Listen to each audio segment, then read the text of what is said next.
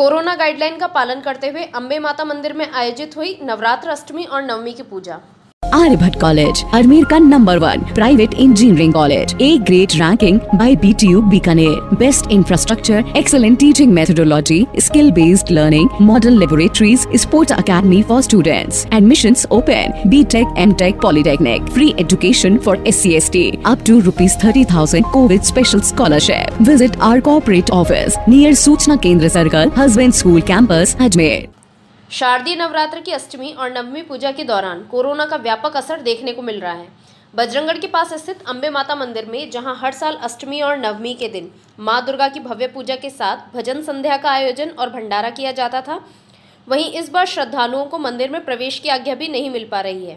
सभी श्रद्धालु मंदिर के बाहर से ही आदि शक्ति की ज्योत के दर्शन कर वापस लौट रहे हैं। भजन गायक प्रमोद त्रिपाठी ने बताया कि वे हर साल यहाँ भजन गाने के लिए आते हैं, लेकिन इस बार परिस्थितिवश भजन संध्या का आयोजन नहीं हो पा रहा है। ऐसे में सभी श्रद्धालुओं को अपने अपने घरों में रहकर मां दुर्गा का भजन कीर्तन करना चाहिए, ताकि सभी में सकारात्मक ऊर्जा का संचार हो सके।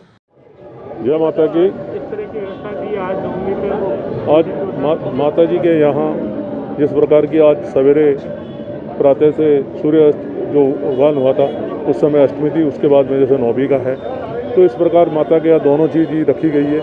और इस प्रकार कोरोना महामारी को देखते हुए माता के यहाँ लोग बाग कल केवल दर्शन ही कर रहे हैं, नहीं तो हर बार जैसे जागरण होता, भंडारा होता, लोगों को सबको प्रसाद सब कुछ होता, लोगों की सबकी भावना यही रहती है माता के यहाँ से हमें प्रसाद लच्छा मूली ये मिले। लेकिन सरकार के गाइडलाइन के अनुसार न तो हम प्रसाद चढ़ा रहे हैं, न ले रहे हैं, न दे रहे हैं, न लच्छा बना रहे हैं और न तिलक कर रहे हैं उनके। तो सबके दिल में एक यही रह रहा है कि माता के यहाँ आएँ तो कुछ लेके जाएं, प्रसाद चढ़ा, माला भी लेके आते तब भी ले नहीं रहे हम, केवल आके लोग बाग माता की ज्योत होती है, ज्योत के दर्शन करके और सब यहाँ से प्रस्थान कर रहे हैं, केवल माँ का आशीर्वाद लेके ही यहाँ से निकल रहे हैं। निकाल दो तो साथ में।